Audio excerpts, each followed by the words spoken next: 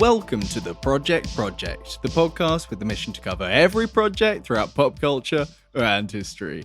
I'm Sam. I'm Lewis. And this week we watched Project Shadowchaser 4. We did the fourth and final installment of our favourite film series. Yeah, the one that's kind of kept us afloat through a lot of this, I think. Yeah, I've been looking forward to this for months and months and months. And we were so looking forward to doing this. For the first time, we actually bought this on DVD. Well, Sam bought this on DVD I've so got we it could watch I've got it in my hands. It's the first piece of Project multimedia that we've had to buy just for the podcast. Yeah, did you pay for something on Prime once? I think I may have rented something at some point. But Yeah. First physical media that we've had to get. When was the last time you bought a DVD? This is the first DVD I've played in about at least 5-6 years. I put it in my PlayStation 4. We were talking about it just before recording, me and Lewis, and I put it in and I was like, I don't know if this is going to work. I don't know if I bought the right one for the region. It worked fine. The menu and the fucking title card thing are absolute like gems of like, Yeah. what is it, early 90s, isn't 96. it? Yeah, late 90s. It looks like late 80s, doesn't it? Well, But that's the joy of this whole franchise. job, isn't it? Yeah. So yeah, Frank Zagarino's back. But yeah, we'll be talking about that in a little bit. We've got time codes in the episode description, so if you want to skip straight to that, you can do so.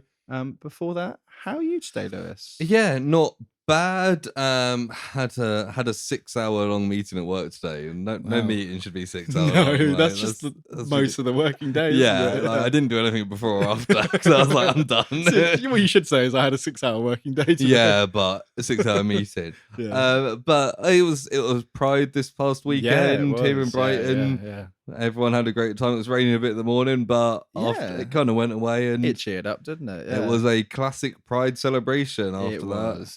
It was very fun. Yeah, how are you? Yeah, I'm all right. Yeah, not much to report this week. I was at Pride, as you know. You were there as well. Yeah, it was very good fun. We were there together. We were there together. We were going Project Pride. Yeah. We did see a project-related banner. Float thing. I was going to say float, but it wasn't a float. We did. Yeah, which I can't remember the name of. It was the Hummingbird Refugee Project. Yes, which I think did show up on the very early Googles when I put together the mega doc. But it's good to have a local charity with project in the title. It is. Yeah, I might reach out to them at some point, see if they want to have a little mini episode. Yeah, why not? Or maybe a maxi episode. See how much they've got to say. But yeah, I'm fine. Yeah, nothing to report. Nice. But speaking of reporting, what's the first segment, Lewis? Nice segue. Project news. Oh my goodness. I just got the one bit this week, and it's a deceptive title. As always, I've Googled the word project and seen what come up. It's a bit of a slow week. But this one is from Collider, you may have heard of. Oh, boom, boom, pow. Yeah, that's the one. And it's this Tom Hanks project changed prestige television. And I was like, oh, exciting. But it's an old thing, right? Yeah. Band of Brothers? It's Band of Brothers, Hey! yeah. It's talking about how Tom Hanks worked with Steven Spielberg on making it, and it was like something completely new. It was big budget TV. Yeah, it's kind of that. Well, as it kind of says, the prestige TV before things like Game of Thrones and Breaking Bad. Even around the same time as Sopranos. Yeah, probably. Yeah. But even that, Sopranos was like a longer, ongoing thing. Yeah, and it didn't have like high budget every episode kind of thing. This was Saving Private Ryan 2, the film, the war. Have you seen Band of Brothers? I haven't. No, it's really, really good. I think we saw a bit in an assembly, like a presentation at school one time. They played I think it was a bit. Is there a bit where they go to the concentration camps? Yeah, I think it might always be the bit they use. Yeah, I think it was that bit. It's a good episode. The whole series is good, and like each episode kind of focuses on a different character, so you kind of see it from different sides, and it is really good. I highly recommend anyone who hasn't seen it to watch it. 'Cause it's probably one of the best series ever, and it's just a single season. So Yeah, there's not a lot else to say. It's just talking about Tom Hanks. Obviously, he's not in it, and he wasn't in Saving Private Ryan. Right. So I was kind of surprised he was. Oh, right. I thought he was. He is in Saving Private Ryan, isn't he? Oh yeah, he's the main guy. So that's it's like a 1-to-1-to-1. Yeah, so like the story behind it was like Spielberg obviously did Saving Private Ryan. Yeah. And wanted to do a more in-depth story of like the whole war. Right. Okay. So he then made Band of Brothers for HBO, I think it was back, HBO back when it was called HBO. Yes, not just Matt. Although the channel is still HBO, so it's very confusing marketing there. But you know, it's the time of that, isn't it? With old x.twitter.com. But yeah, apparently Tom Hanks wrote the pilot episode of Band of Brothers and did a lot of like reaching out to veterans to hear the stories that they then put in the. Right. Okay. So he's basically a producer. Yeah, I think that's what producers do. A bit of that, the producing. Yeah. But so the article's kind of like, hey, Band of Brothers was pretty good, right? And Band of Brothers is one of those things where it's like so many random people pop up in that. Like it's got bigger people like David Schwimmer and Damian Lewis. But I think like Tom Hardy's in it for a bit and like some other random people who like everyone would have heard of like 5 years after Band of Brothers. They're like, oh shit, that guy's in there. Little breakout. I'm sure many people we've spoken of, you've listed one of their credits as Band of Brothers. Yeah. Just because of the amount of actors that we've spoken about over these 104 episodes now. Yeah. Yeah. But yeah, that's Project News for the week. Just a bit of Band of Brothers chat. A bit of Brothers. Which means we can go into our main topic, which is Project Shadowchaser 4, also known as Shadowchaser 4. Also known as Shadowchaser, The Gates of Time. Yep. Also known as Orion's Key. Yep. Also known as Alien Chaser. I did see that. And I do remember those because those were all the different searches that I put into Google in various different ways. And it came to the conclusion that it's not available anywhere, even illegal places. Maybe you could be the guy. I'm very...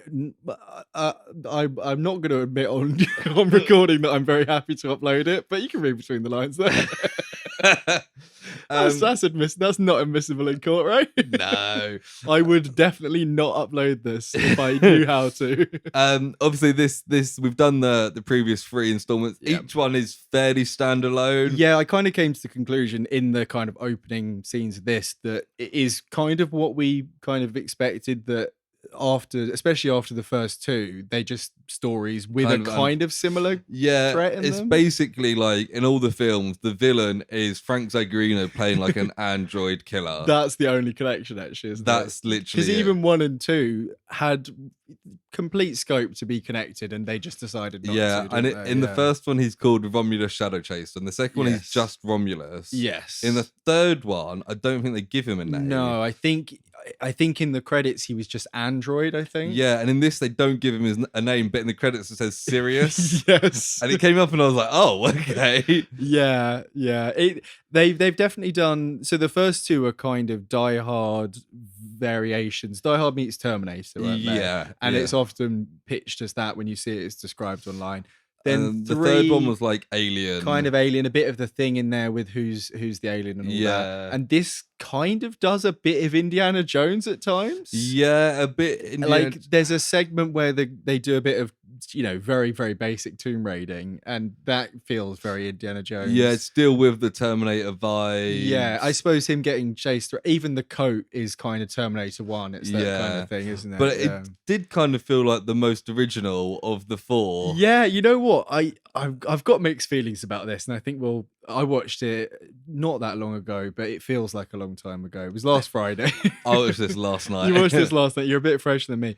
A lot of this I didn't massively enjoy. It wasn't what I was hoping for, and I felt a bit like, okay. But like as it kind of wrapped up and like the plot was kind of made clear, I was like, okay, they did something quite different with this, and I kind of liked that. I enjoyed it. Like it's I think partly because it was like Shadowchaser. I really wanted to like it, so probably you helped me. Yes, but I like the fact that like we've seen it. It's a new setting. It was like the African savannah. Yeah. And it was like, okay, cool. This is new, a new setting in present day. Yep. I was like, okay, cool. I'm here for it. Yeah. Before we get into it. This is the only one of the 4 films not directed by John Ayers. Yes. He did the first 3. This is by Mark Roper, who is a South African director. probably why a lot of the cast and filming of this is in South Africa. Makes sense. Yeah. He also did a film. The other 2 credits he's got on Wikipedia, 2 South African films. One called Death, Deceit, and Destiny aboard the Orient Express, which came out in 2000, starring Christoph Waltz. Like, interesting. Like he would have been like 30 or something, but like way before he was big and like well known. I was like, and he's not like the title character. He's like 4th or 5th billing. Okay, interesting. Is it a kind of retelling, or did you look if it was a retelling of a Murder on the Orient Express? No, I think it's based. I think there's like a bombing on a train in Istanbul or something. Okay. And the other film he done was a South African film called Marines. Lovely. Which was about a bunch of Marines infiltrating Russia. And I was like, yeah, classic. Sounds boring. But so this is his big one. Yeah. He also wrote this along with Boaz Davidson, who can't find any credits for. Okay. He was an executive producer on Expendables 2. Oh, fair. But then when you look at Expendables 2, it doesn't list him. So. Okay. And also executive producer tends to be a bit of a name only thing, doesn't it? It's either you gave a bit of money or you know somebody, or because quite often like lead actors will be the executive producer. It's like either you partly funded this or you just asked to have your name in the credits. Or it'll be like somebody who's going to make a film and then stepped away and didn't work on it further. So they use part of their ideas or whatever. But some of the main cast, we've got Todd Jensen, who plays Michael. Right. Who, when you click on his Wikipedia page, it takes you to a bassist that toured with Ozzy Osbourne. Okay. Different guy. That would be interesting if it was the same guy. I looked them up, so I was like, this would be great. But no, he hasn't got much acting credits of stuff that I'm aware of. Same with Jennifer McDonald, who plays Corrine. Right, okay. Greg Melville Smith plays Silver. Okay. Who is he? The main henchman? The guy who's like chasing him down. He has some weird moments. That guy. Yeah, he does. He is in a film I've seen. Okay. He plays the interviewer in the opening shots of District 9. Okay, so South African. He's South African, yeah. And finally credited is Brian O'Shaughnessy, who plays Professor Morton. Right. Okay. And then obviously the man himself, the hero of the podcast, Frank Zagarino, who plays Sirius Shadowchaser. I'm going to assume his surname Shadowchaser. Yeah. Multiple versions at one point. Yeah, I almost went, what? I wrote down multiple Zagarinos. Yeah, we mentioned this is the 4th of these films we've covered. So Zagarino's been a bit of a cult hero for us. Yeah. We also watched Project Eliminator, where he played the main guy in that as well. Yeah. And he's great. Unfortunately, this is the last project film with Zagarino in. It is, but we'll talk about it at the end. We might have some light on the horizon in that regard. We're too big of a fans of Zagarino to just never think about him again. So watch this space. That's exactly it. The Google description. Yes. After 2 archaeologists discover an ancient alien artifact in Africa, they must run for their lives from the unstoppable guardian they awaken, but also their employer, who is determined to possess the artifact. Yeah, that's very accurate, I would say. That is it. We're almost gone from 1 week of Ancient Aliens to another week of Ancient Aliens, haven't we? In name only. No, in content only, I suppose. They both had project in the name. That's true. We almost did an Ancient Aliens last week, and we did something which was pretty much just Ancient Aliens. Yeah. Do you want to have a guess at the IMDb score? I would love to have a guess. Do you think I'll have any clues on this DVD here? No. Let me just look for some numbers, and I'll just say which numbers they are. The only number on here is 15, which is the rating on it. I'm not going to guess 15, but I'm going to guess 51. 51 out of 10. 51 out of 100. 5.1.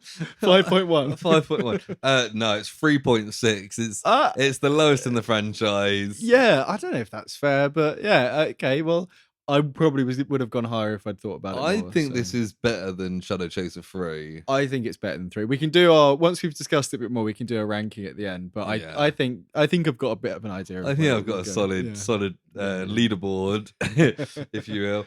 But yeah, shall we get into Shadowchaser 4 then? Yeah, let's do it. I made quite a lot of notes because there was quite a lot going on in this, but we'll try not to get too hung up on the order of things or, whatever. It has quite an interesting introduction, doesn't it? Yeah, it's kind of it's a cut between like a spaceship going through space. Yeah. And like an African tribe like dancing. It's like silhouettes with a fireplace. Yeah. It's kind of hard to tell. I think they're naked. Yeah, well, not wearing much clothes anyway. The spaceship looks pretty cool. I feel like they did a good job with that last Shadowchaser. Yeah, I was going to say, is it the same ship as the... it may just be the same ship. Satcom 5. Satcom 5. Comstat 5. Satcom 5. No, it is Comstat 5. It is Comstat 5, yeah. No, I don't. Not that one, but there was a big ship that crashed into that one. It may have been the same shot. That may be the loose connection between this film and the last one. Yeah, it could be. Although I think that ship, I don't think that works out. But visually, maybe they use the same one. Yeah, we find out that it's in Africa and it's 2,690 years ago. Oh, see, I didn't write it down. Okay, good. Well, I did write it down. Yeah, there's a tribe dancing, and then like what looks like a kind of ET spaceship, like the glowing ball one. That's really, or it is ET, doesn't it? It's got a really kind of flashing, light thing. I was thinking of Close Encounters, but that's kind of similar, I think. Yeah, and it goes down, and they're kind of worshipping it, and they're going there's like a big storm like that. Yeah. And the ship like lands and Zag steps off. We see the silhouette. You're like, it's my guy. Yeah, there he is with his bleached blonde, like straight up hair. What a man! Yeah, and he like steps down and like he's there with like the tribe chief guy, and they put these two metal bits together and they glow blue. Yes. And then we see like a bunch of Zag lookalikes follow him. And it's like, every time there's a close up, it's just him, but we don't really see too much of it. It's the implication is they're all clone kind of things. I couldn't decide whether they were going to be clones or if it was like they all had the same like hairstyle and build. Right. Okay. Yeah. But no, they are just. We do see two, and it's and they go into some kind of giant crystal thing in a cave situation. Yeah, it's like I wrote down as a futuristic stone room. Yeah, that's pretty fair. It kind of reminded me of what was the other film where they go back in time to Earth? Back in time to Earth. No, not the one that you saw, 65. Kind of like that. Yeah. No, the one, not 10 billion. The Russian one. Oh, yeah, where they make the thing in the cave. Yeah. Project Gemini. Project Gemini. Project Gemini. Yeah, it kind of reminded me of that because they've got a thing like that. Yeah, I see what you mean. It's a big crystal thing. When I think they plug in the double amulet together, don't they? And then it whirs around, lifts up, and it starts doing something. Yeah, he seems to be like taking pictures. With we don't really see what happens with that because they go into that a bit more. Yeah, and then he like. Him and the chief like nod at each other, and we see like weird aliens like on the ship, like classic aliens, like grey, big-headed aliens. And I was like, we just see like a little bit of because it's the classic like super bright light from within, kind of just basic, and all the tribe guys are just going fucking mental dancing, like really going for it. Like it's all building up, like because the music was kind of chill, like. Kind of 90s like noughties African music at the start, and then it kind of gets a bit more like manic. But then they go back into the sheep back into the ship. And as it's taken off, like lightning hits it, and there's a big explosion. Yeah, and then it kind of explodes and crashes. Yeah, I couldn't tell if it disappeared through like light speed or whether it was destroyed. Yeah, we find out later it did crash, or at least part of it crashed or whatever, didn't it? Yeah. And we cut to present day then. Cut to present day Africa. We're on like a dig site. It's very Jurassic Park opening. Very much that. There's lots of people digging and one guy running around, and then this woman finds like a human skull, and I was like, ooh, creepy. Yeah, she brings it to the guy. What's he called? Michael. She's Corin, right? Okay, yeah. And Michael's like, Michael really likes the skull. He's like, oh yeah, this is what I like. He like puts in like a little machine, and it like whirs away and analyzing it. It's all like it's not futuristic, but it's like a little glass pod thing. Yeah. He finds out later. I don't know if it's now or I think it is now. Yeah, he finds out that it has like evidence of microwaves and radiation. Yeah, it's like burnt inside the skull, and kind like of thing. It turns out he's got this theory that aliens visited Africa Yeah. thousands of years ago, because this one tribe were kind of more advanced. He's like than not everyone as else. he doesn't straight in say aliens, but it's that kind of implications. Yeah. Isn't there? And we've just seen that, so it's like and we get a bit where this tribe chief seems to be watching Corinne. Yeah, that's weird. There's suddenly a bit where he's just standing over in the side. Yeah, is it the same guy? I think it's the same guy. I wasn't sure, but I'm pretty sure it is because we see the same. He looks pretty similar. Yeah, he looks pretty similar. But yeah, it would make sense if he was based on the way the plot goes with the juice or whatever. Yeah. She doesn't believe in Michael's theory. Yeah. That this stuff. She thinks the koala. I think. Yeah, I wrote koala, but it's not actually koalas, is it? She thinks it's a myth. Like she was like, it could have been a meteor. Like whatever. Yeah, it could have been anything. Yeah. But for a while in this film, I thought these two hated each other. Well, they kind of do. And then we find out they're married. They're with married a kid. and they've got a kid, and we don't. They're kind of stressed and they're falling apart a little bit and all that, and they kind of get back together and all that. But yeah, they say like, oh, sorry, lead excavator guy who's working for us. We don't have any money, and then James just goes out and tells all the workers, and they're like, oh, cool. Yeah, they've just run out because of money. Basically they've been looking for stuff for ages, and when they kind of last funding. Yeah. And then suddenly when we see like the sick kid. Yeah, and like fucking hell. like it's not clear what's wrong with this kid, but he's got different things taped to his chest. Yeah. And he's just staring, and like he's not in a coma. No. Well, he's kind of comatose. He's got comatose, and he's just staring at the ceiling like blank face. And he looks like terrified half the time. Like, sometimes his expression seems to change. Although the scariest part was the final shot of the film, which we'll get to. Fucking hell, yeah. The dad goes to visit him. I thought that he was just in a bed on the camp, but there's a hospital like the next town over. And his dad's like, oh, there's an eclipse coming up, like you'll love it. And does that come into it at all? No. He puts up like a mobile thing, like a spinning thing above him, and that's what he's staring, because he's staring at something. I might as well put a little spinny thing in the way. It's a bit fucking weird if you're staring at the ceiling, kid.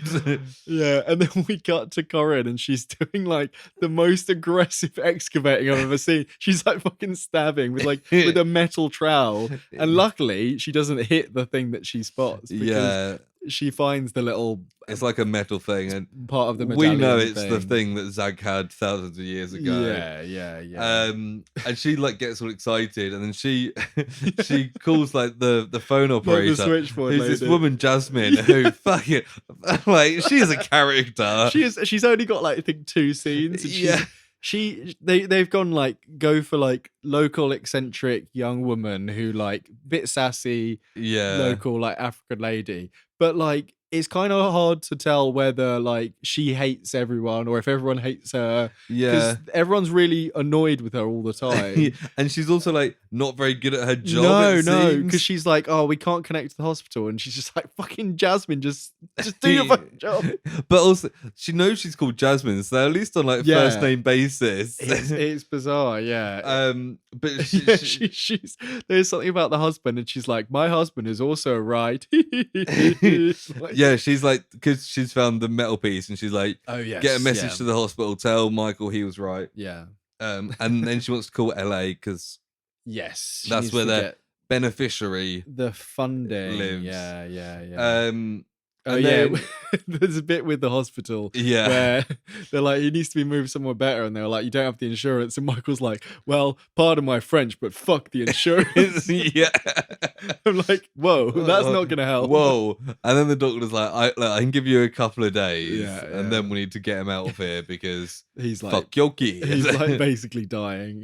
Yeah. And then Corinne's phoned the professor. Professor Morton. Tell him about the metal thing. And she's like, it's got stuff on it I don't recognize. Looks like a formula, like hieroglyphs. And and he's like, okay, I'm gonna send another check. like carry on digging. Yeah, for the next he couple of says like weeks. scan all the outside and send me like an email of Yeah. it. They keep saying later, she's like, and I emailed it to him, and I'm like, oh, you can fucking tell email just came out, can't you? Yeah.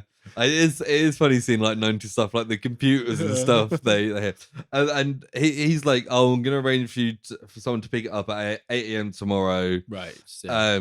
at this place." And she scans it, and like, as much as like all the computer stuff are like look really old, Yeah. this scanner thing's pretty cool. Yeah, she literally gets like a full 3D scan It's of the like outside. it's a handheld scanner Yeah. that you just roll over the top of Yeah, it, turn it yeah. over, and roll the other side, and it's like, wow, where did that technology go? That well, it didn't exist, I don't think. It might have done. Maybe, yeah, maybe.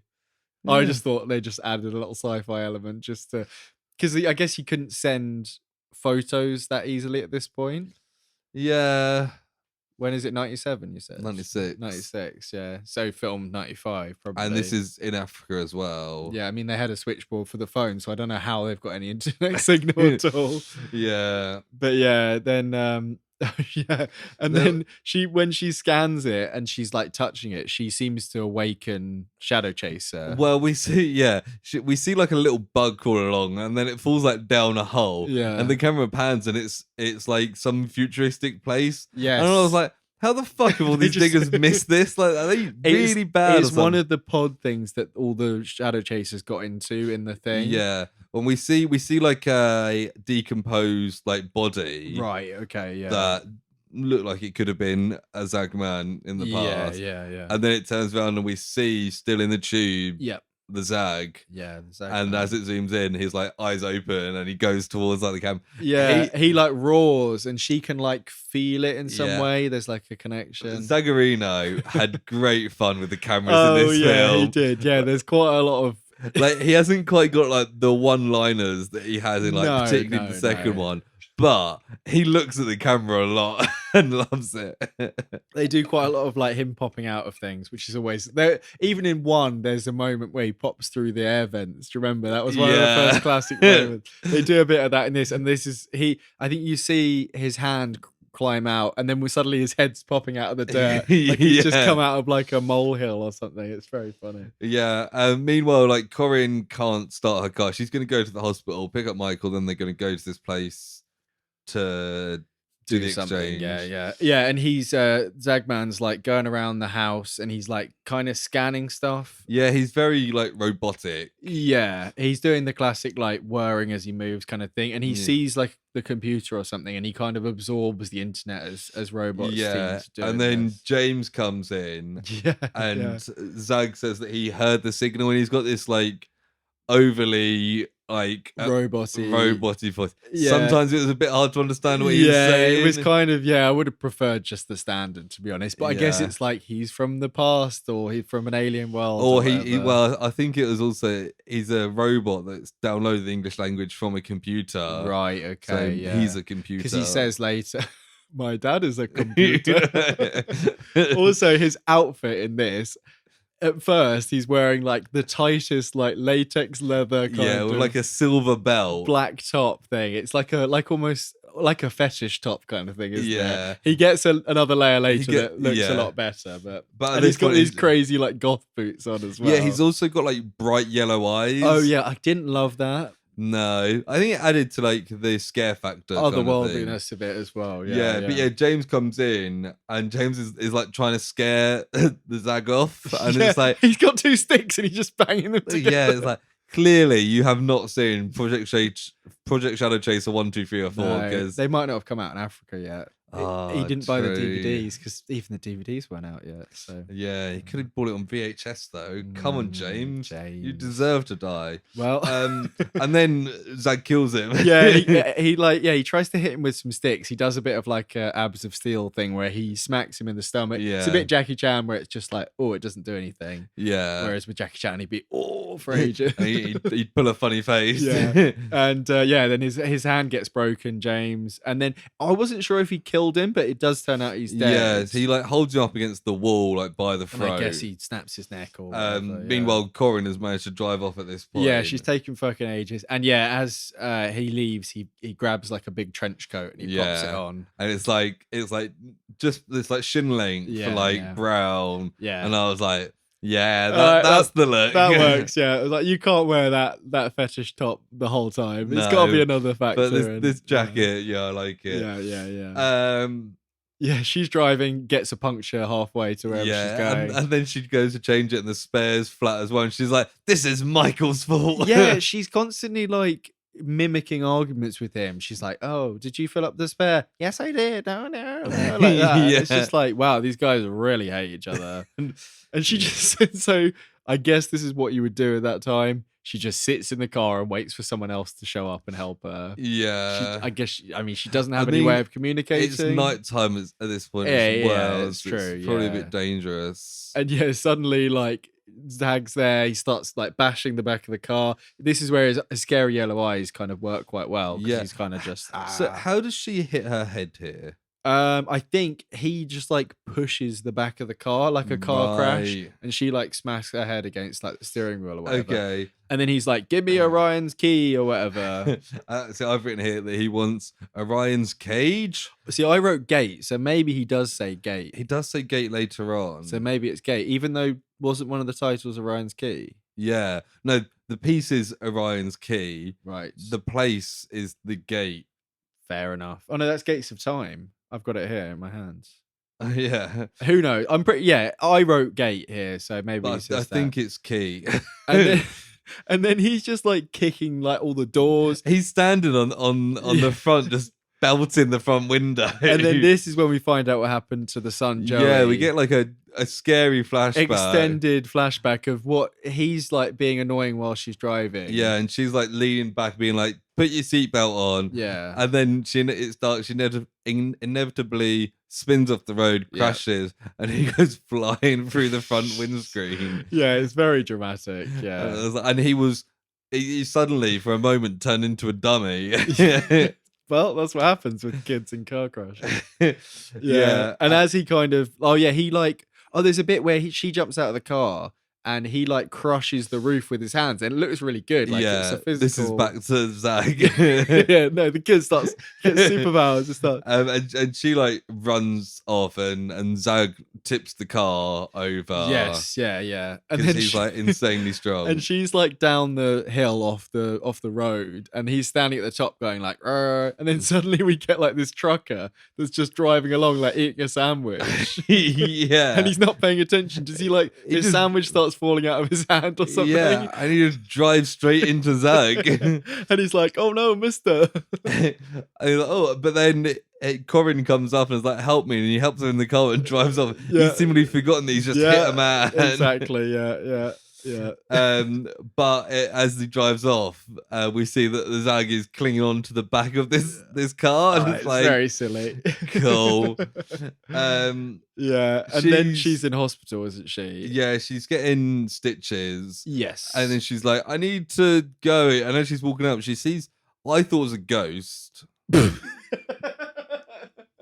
I don't think she sees anyone, does she? Does she see him? She sees the Zag like walking, but he like just he's goes like past. faint, and he like disappears, and then she faints. I think she made it up then, didn't she?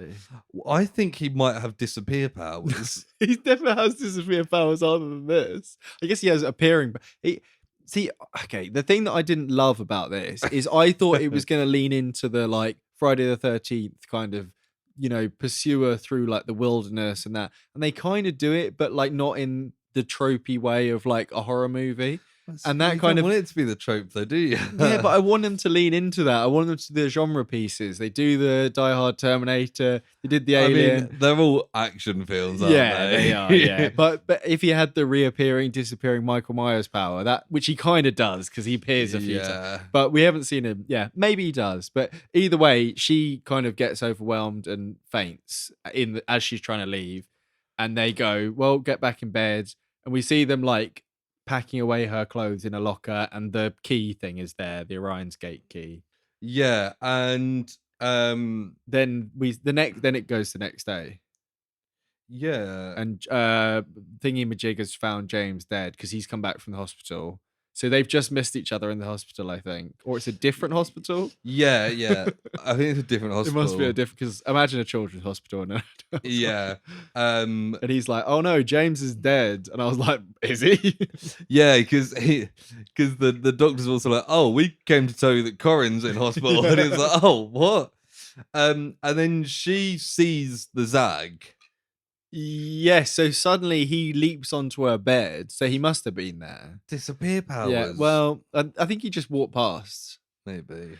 Either way, he suddenly like leaps onto her, and he's like on her. It's a bit like, yeah, he's like, I want the piece, and she says, I dropped it somewhere in the road, and he says it's Orion's key. Yeah, and he can kind of detect the signal on her somehow. And it's coming from her, and he's like, he wants the truth, and she presses the alarm for a nurse thing. Yeah, and we kind of get it cut with the husband like rushing in the car, and then the nurse arrives, and he disappears. Okay. I thought that the acting was a bit weird because she's like getting choked out, and she's not really giving off like I'm in trouble vibes. It's more like I'm kind of loving this vibe. Well, to be fair, she's in a loveless marriage, and if Frank Zagarino's laying on top of you, who says no? Well, I mean, I'm not getting into that, but it was confusing. I'll say. But Michael doesn't believe her that the Zag attacked her because he's like, have you not seen Project Eliminator? You're making me believe that this man would attack you. It's like he had lovely, long, luscious hair in that. He didn't have any kind of. And she's like, oh, you clearly haven't seen Project Shadowchaser 2. Yes. Where he takes over a hospital. No, that was one. But yeah, a nuclear plant, wasn't it? Nuclear plant. At Christmas of all times. At Christmas, yeah. And he's like, no, I haven't seen that. We live in Africa. It's not out on DVD. Also, what's a DVD? It's a weird part of the film, that conversation. Yeah, it was weird. Yeah, but it worked quite well for us because, it's quite meta, isn't it? Yeah. We like a bit of meta. But she tells him about Orion's key. Yeah, also the car at the same time is like flashing the hieroglyphs on the weird computer that's within it. Why is that happening? Is it? Yeah, it keeps going to the car, and it's like, and I'm like, well, the signal's coming from the car, isn't it? Obviously, apparently not. I don't know. He gets really excited about the key, and he wants to see it. And she's like, "We need to give it to Morton's so that we can get funding. Yeah, so that we can, pay for our kid. Yeah, basically, yeah. He's dead, nearly half dead. Yeah, and then they're walking through like the streets outside, and she's telling him about this, and she notices suddenly that the Zag is just like standing off to the side. But first she sees Silver, who's Morton's man, and they kind of gives a wave, and he waves back, and they're like, okay, that's the guy we need to do the handover to. Yeah, but then she sees behind him. Yeah. Oh yeah. Okay, this is the bit, right? So she suddenly just runs off. Which, first of all, not the best idea because she loses the husband immediately. Yeah. Then this guy who's sitting in the car, who notices them, suddenly just goes to himself, I met Hemingway once, Nairobi, shot a Tusker together, bam, bam, and then does a shooting motion. I'm like, okay. And he's just telling some random guy that happens. No, I don't think there's anyone even. Oh, yeah, okay. Someone walking. I wrote that down as well. I was like, what the fuck is he on about? What's a Tusker? Is it an elephant? I guess so. Yeah. And he does it again later. It's bizarre. I would have loved more of that. It was fun, but Yeah, it's weird. What she should have, she should have ran up and got in the car because she doesn't know not to trust this guy at the moment. I think she thinks that they're working together though. Oh, really? Well, I mean, they're standing next to each other practically. No, he's further back behind. Yeah, but he might have just got out of the car and he's run off and now he's coming back past the car, Maybe. No, yeah, it's a lot of kind of misunderstanding in this. Yeah, but as you said, Michael's lost Corin. She's hiding under a butcher's. Yeah. But she can see the Zag. Yeah, and then it's really dramatic and someone's cutting meat and it's all blood is dripping down onto her and she's like, but she has to stay quiet. It's all that kind of and thing. Zag's looking around and and Michael's looking for Corin and he gets grabbed. Yeah. And it's one of these evil henchmen. So right, yeah. These guys who the professor has sent. There's like a load of extra ones with him. And stuff, yeah. But then Corin hits this guy that's got Michael. Yeah. And they run off. Zag sees them. Yeah. But they get back to their car and just drive off. Don't they? And then the guy Silver's like, "Oh, you left." Yeah, basically, yeah. It was a weird. I like the idea of like a good market scene is always quite fun. It doesn't really do anything. It's kind of, especially as they're about to go to the car, they run in and then they run back to the car. It needed more like throwing tables of fruit in the path and little like monkeys tuk-tuks going past as well. And like somebody shouting about like maybe grabbing something and putting on a disguise. Because the thing is, there's not actually any chase in this. They just go separately and she hides and no one knows where she is. So there's no real tension in that. And then Michael's just standing there. He gets grabbed and then they run away. Yeah. It was what it was, but it wasn't very good, that part there. But Corin's telling Michael about the Zag. Yes. Because he's seen the yellow eyes, so he's like, there's something going on there. I saw him, and then they like have an argument. Yeah, and they consider stopping because Morton's men are driving behind them. Well, no, first of all, there's a normal like truck, and they're like, oh, that's not him. And then they're like, we're being followed, and they're like, I know, by them, and it's another car like alongside them. And they consider stopping for a second, and then they're like, no, they've all got guns. We're not going to stop for them. Yeah. And then it cuts to them, and then they're like, shoot their tires out straight away, and they all just start shooting. They're fucking awful at shooting. All missing. Like the back windows go in, like they don't hit the tires because they just carry on driving. And then we see that Zag is driving the van, which is quite funny because it's just like a normal like truck with a load of crap in the back, and he like rams the henchman. Yeah, and they're like, "Who the hell's this guy?" They're like, "I don't know. Open fire on him." And they're like hitting him and stuff, but he's just like, he's not getting like damaged. And this is when, there's a whole car. This was okay. This car chase, it was quite fun. Yeah, and there's a fun bit where there's like a tractor on the road. Yeah, and there's like a small gap down the path, and they managed to squeeze past it. The henchman can't get past, and then Zag like drives off a cliff. And he has a fucking gnarly crash. Like he's flipping and he explodes, and then the fucking guy says the same thing again. He goes, I shot a Tusker once. I'm like, okay. I assumed that the Zag had got out the car and like jumped out the last second. No, he's in the car. He's indestructible. He is fully indestructible in this. Like this may be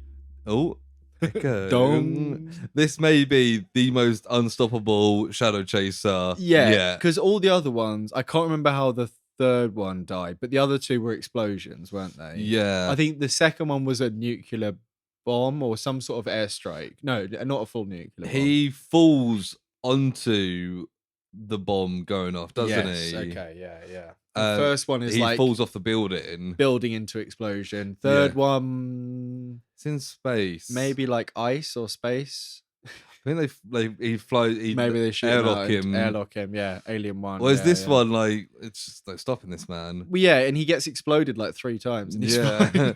And they can't... which is a good thing considering the way the plot goes. So, but randomly Joey wakes up. Yeah, and his heart's like racing. And it seemed like he was going to have some sort of like alien psychic powers. No, we then move on. He doesn't come back to it.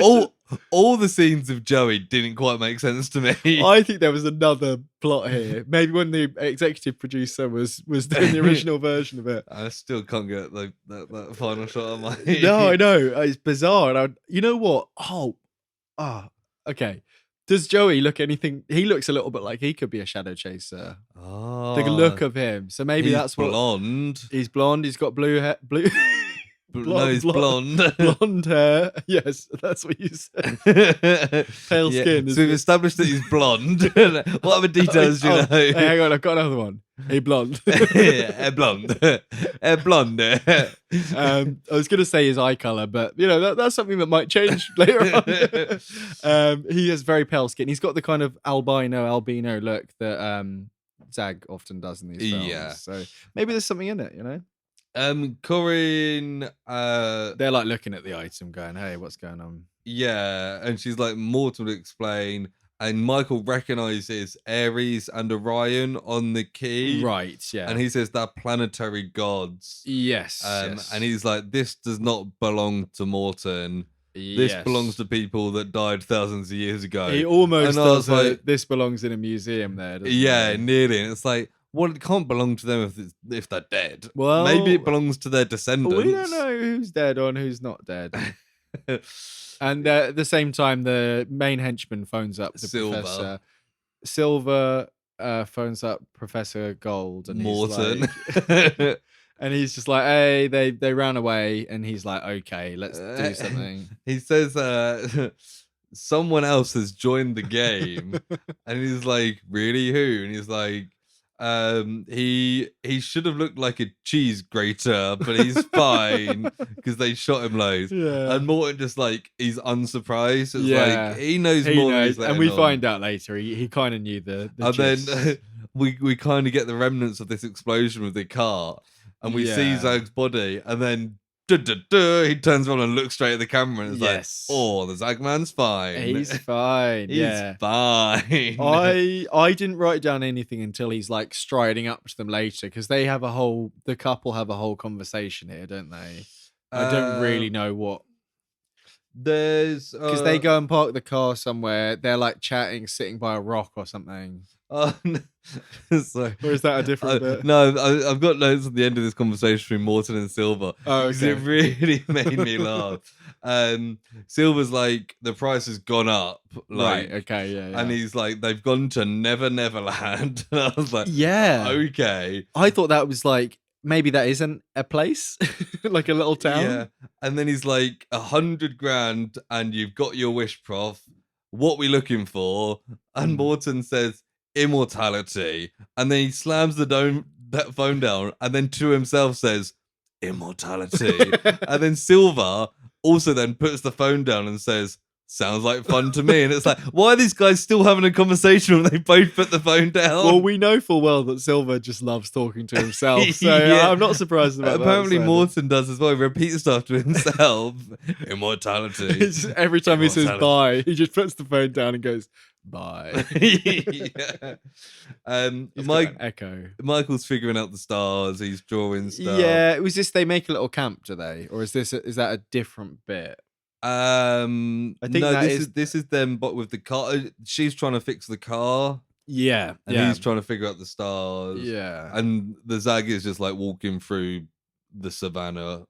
Yeah, this is what I'm thinking. He's like striding up to them, like he know. It's like It Follows. He knows where they are. Because of the signal. And then Michael sees like giraffes run away. Right, and he kind of gets his attention, and then he kind of looks right a bit, and Zag's just there, like not far away. Like you should have been able to see him for quite a while. He's not running at you. And he's striding up in his cool boots, and he's like, "Go, get in the car, go!" And it's a really funny bit where she's for whatever reason right near the car. Like, I know she was fixing the car, but Michael is like really far away and he's really struggling to catch up with the car. And she starts driving and he falls over like 3 times and he keeps stumbling. And then she's like, just leave the thing or whatever. And it's like, well, obviously not. That's the whole point. He picks it up and he jumps in the back of the car. But the Zag manages to grab on the back as well. It's super dramatic for like no reason. Like she should have waited like 2 seconds. He should have not fallen over 3 times. And he's on the back going blah. or not make any noise, but you know. And suddenly the African guy is just like shouting, like, there was a funny bit as well before they get to the car where Michael climbs up a big rock. He struggles, but he climbs up a big rock, and Zag walks past, and he jumps and hits Zag on the head with something, and then rolls down the hill, and Zag's just looking at him like, what the fuck, dude? Like, it's one of the times he falls over. Yeah, and they have a discussion. Oh, yeah, and this is when Michael manages to kick Zag off the car. Yes, and then it cuts to African guy shouting. It's the tribe guy, the leader. Yeah, thunder. It's dramatic in between bit, and then this is nighttime, and they've camped somewhere I under a imagine big really rock. far away. Yeah, and Michael's like, I think Frank Zagarino, star of Project Eliminator and the first 3 Project Shadowchaser films, is actually an alien. Yes. And Corinne says, well, his acting skills are out of this world. Glad you wrote down that quote. It's a good one, isn't it? And as well as that, he says, this has more value than the pyramids, so we can't give it away to anyone. Yeah, and he's like, if we give it to Morton or the Zagman, then we'll be like irrelevant. It's actually not about you. Yeah. So, yeah. And she's like, he's a killer. Like, yeah. And he's like, okay, let's meet him halfway and discuss this. And I was like, I don't think that's gonna happen. Like, let's go have a chat with the guy who's like killed our friend and is constantly just being like just chasing us, and the other guy who's being awful as well. And like, this is 1996, so they've probably seen the Terminator. Yeah, you'd hope so. Yeah, because they haven't been in Africa for, well, they might have been there for like 10 years, but even so, that would have seen the Terminator. Yeah. And the Zag is then talking to the tribal chief. Yeah, he's doing like a kind of, but he's like a blue ghost. The chief. Yeah, it's a bit Mufasa. They're standing like parallel to each other, looking in opposite directions. Yeah. As if they're like spirit planing with each other. Kind of thing. Like they're not actually together. They're just... And he's getting like a catch up from the African guy. And he's just like, hey, this is what's going on. He's like, hey, this is what's going on. I don't really remember what they said. Yeah, Zag's like, they don't understand. Yeah. Like, this is important. And like, the mission is Orion's key. Yes. Well, then we get a bit with the nurse is reading a story to Joey, but she's fallen asleep. Yeah. And then she looks up, and there's a Dr. Frank Zagarino there, like, overlooking the baby. He's wearing scrubs, and he's just like, hello, or whatever. And then we just see a bunch of flashes of random things. Yeah, and then we realize that this is Michael having the dream of that. Yeah. And he wakes up screaming. He's like, he we need wakes to go up to the screaming. hospital. And then we see the same thing happen with the nurse / doctor. But when she looks up, it's Morton is with Joey instead of Zag. Yeah. Michael and It would Corin. have been funny if Zag had actually put scrubs on and gone and waited there. Michael and Corin get to like a village, and we meet maybe the best side character in the entire film. Yeah. I don't know what his name was. No, but they asked to use his phone. He's just sitting there. So is he supposed to be South African then? Yeah, because he sounded so Australian to me. Like I think he sounded pretty South African. Yeah, it was. Yeah, maybe, but not like. Oh, I mean, enough that I was wondering the whole time. But he's sitting there like feet up, beer in one hand, like chewing tobacco that he's constantly just spitting out. He's literally a bit gross. I just wrote down unhelpful white guy basically, and he's like, he's like 50 odd whatever. Yeah, and he's like a guy who lives out in the bush, and he's just chilling. And they're like, oh, can we use your phone? And he's like, yeah, it's over there or whatever. Gets a kid to like show Corin to the phone. And Michael's like, oh, can I get some petrol or gasoline? Yeah. And he's like, oh, and a cool drink. And he's like, yeah. And he like opens the fridge and helps himself. Yeah. And the guy's like, he says he stinks. He's like, step away. Yeah. And then Corin speaks to Jasmine again, and she's even more rude to her. She's just like, fucking connect. Jasmine's like, everybody's looking for you. And she's like, I want the fucking Dr. Jasmine. And then they like basically hang up, and Jasmine's like, oh, fuck you. Yeah. And like hangs up. Michael's like pumping petrol, like literally pumping petrol. And the whole time Corin's just like wistfully watching these children playing, going like, oh, I've got a son that I haven't seen the whole film. Yeah. And then she also just looks at a chicken for a while, and there's like dramatic music playing, and it's like, I guess it's the calm before the storm, but it's quite a long scene of just like, and then the phone rings. Yes. And she answers it, and it's Morton. Yeah. And he's like, I want the thing. And she's like, look, we were going to give you the thing, but then there was this guy here and he chased us. And I was like, Joe, what? Yeah. Often in films, you're just like, just explain the situation. Yeah. Well, she actually does it. She does. And the thing is, he knows there's a third player in the game or whatever. Yeah. So he should be a bit more receptive. And I guess he kind of does go, just give it to me still, kind of. And then he's like, we can move Joey, like if you get the thing to me, like I can pay for a better hospital. Yeah. And it's like they're trying to give it to you. If you didn't send guys with guns. Yeah. I mean, he doesn't know exactly what's going on, does he? And at the same time, Michael's gone into a house that's there, like a kind of shack kind of thing. And there's like all sorts of animal stuff. There's like a crocodile head on the wall. And he's like, oh, this is a bit creepy kind of thing. And he looks up and it's almost like cave paintings. Yeah, but they're similar to what I think even some of it's like star constellation stuff, isn't it? Like dotted in the ceiling. People like worshipping stars and seeing people that are slightly different. And he's like, this proves my theory. I think like the Aries, all that business was up on there as well. Wasn't and he was it? like, this is my theory that they had contact.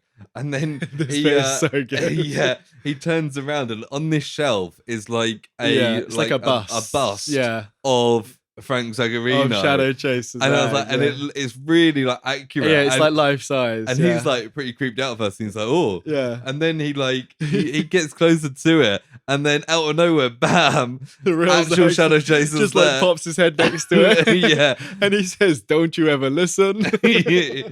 And he pushes like the shelves on him and runs away. And he's like, Zag's like, my directive is to return the key. And he's like, it's the elixir. Yeah, he kind of does a little mini, not monologue, but he's like saying all his shit while he's kind of getting out of the shelves. And he does a little wall smash thing, which is quite Shadowchaser. Yeah. And Michael's hiding at one point, and he's like, look, let's talk. Like, where are you from? Yeah, and the old guys. Petra's guy's like, yeah, that sounds good. Why don't you grab a beer and talk this out? He's just sitting on a like lawn chair thing, just watching like the whole front porch. Oh, because there was a bit earlier where he was like cocking his revolver, and it looked like he was going to shoot Michael. Yeah. And then he shoots like a can or something, or a bottle, doesn't he? Yeah. But Zag's like, no talking. You won't understand. And then he punches through this wall. This is the wall bit, yeah. And he grabs Michael, and he's kind of got him by the hand. He's gonna like break his hand. Yeah. And Michael turns into like a little pussy. He's just screaming. He's like, I'm coming. Come in. And then he breaks the one finger, and the guy's the guy goes, you better tell him what he wants to know. He says broken fingers are a bitch. But Corinne comes out with this gun that she's stolen from. She snuck up behind the rocking chair, grabbed the gun, and she's pointing it, and then Zag's like, whatever, another finger broken. Zag calls her Corinne Callahan. Right. She's like, how do you know my name? Yeah. And then he kind of grabs Michael by the neck as if he's about to break his neck, and he's like, look, just give me the thing. Yeah, and she says like, oh, no, I need to give it to Morton. Like, they've got my son. And he's just like, right, whatever. Before they get a chance to go into it anymore, helicopter suddenly shows up above and just starts shooting. And Michael and Corinne run. The old guy gets shot in the stomach, falls over. Zag takes like a hail of bullets, like and the fire starts around him where they've hit like a big load of tank. oil thing. Yeah, and he's like, fine. Their car blows up. That they've just the whole thing kind of just explodes. There's just explosions the everywhere. explosion is very cool. Like it is a good. And then it's just Zag standing in the middle of it all as well. Like, this all you got? Yeah. And then like oh no, he does go down from that, and then they're like, "Hey, you're dead," and then he gets up and just starts kicking people. Yeah, because all the guys, the henchmen, the guns have appeared. They came out of the helicopter. Yeah, and Corinne's like, "Oh, I've dropped Orion's key." Yeah, and Michael's, I know, also, she's like, Michael's like, have you got the gun? She's like, no, I dropped it back there. And it's like back where she got it. It's not even where she got it. So then he has to like run over and get it. Yeah, he grabs the key as well. And he grabs the key as well. And then he like shoots at like two different guys. He's going like a meanwhile, bit Zag like throws one guy, breaks another guy's neck. He's doing lots of. This is his big action bit where he's kicking people and all that. Yeah, Michael shoots two guys as well. Yeah. Then we're back at the hospital. Yeah, there's like this Scottish nun that's there for some reason. Yeah, and there's this guy who's working for Morton, I think, like blocking the doctor getting in. Yes, yeah. And they want to move the kid. And she's like, he's not being moved like until I get the approval of his parents. And the nun says he's missing his parents. And that's it. We get back to this bit. Yeah. Right, so I didn't fully understand this bit. The old guy is like dying through all this, and we keep getting shots of him. I don't know what happened here, because suddenly Michael's in a hole. Is this what you got to as well? Not in a hole, but he's like fallen down like a cliff bit. No, so they've run off and they're like back in the wilderness. Yeah. But they're climbing up a rock. Oh, yeah, and there's like a dirt shadow chaser. Yeah, it's like a face and it like opens its eyes and they're yellow. And I was like... And it's got yellow eyes, yeah. Has he done a whole like Hunger Games thing and painted himself the colour? No, the only thing I can think of is that there's another one that's stuck in the wall. No, he can disappear. No, but he's literally stuck in the wall. No, he's camouflaged. No, he's not. He's see-through. No, he's not. I think he can No, it was disappear. literally a mud. It was literally a mud guy. It was a mud guy. Like he looked we could different. just see through him. No, he was a mud. No, because you didn't see the body. It was There's not another Zagarino. Yeah, it was one that flew out of the spaceship and got stuck in a wall. No, I think I don't know. Maybe, but then it looked like it was almost like the clay bust, like just a stick, like a head guy. In the wall. But anyway, they fall down. They start climbing back up again, and then she sees it, Corin, and she's like, ah. And then she falls flies down. and it's real slow motion. Back. Yeah, falls she into splashes, a river. and Michael's just like, all right, cool. And he just but then he sees Zagarino grab her. Yes. And then he jumps down. Slow-mo leaps down. Yeah. Meanwhile, Morton's appeared in this village and he's talking to the petrol guy. Yes. And the petrol guy's explained everything he heard and he mentions Ares and Orion. Yeah. And Morton's like, okay. And he like lets go of the guy's hand and walks off and the guy's just like, bastard, and then dies. Yeah, very good. And we see Michael like floating down the river. He can't find her. It's so funny that like, the last we saw of him is that he dramatically jumped into the river to save her, and then he can't find her. He's floating down the river, and then he gets out. As he gets out of the river, the tribal guy, the elder guy, and is there. He's like, "Don't worry, she's safe. She's in the hands of the spirit." Yeah. And Michael's like, where did they go? What does that mean? And he's like, tell me. Follow your dreams. Yeah, and he's like, how do you know about my dreams? And he's like, well, just do what I'm telling you to. It's fine. Yeah, we get a quick bit of a priest reading a story to Joey. Yeah, I've written, kid is being read a story, but he isn't listening because he looks like he's being very rude. He's staring at the ceiling. Yeah, what la, a la, dick. la, la, la.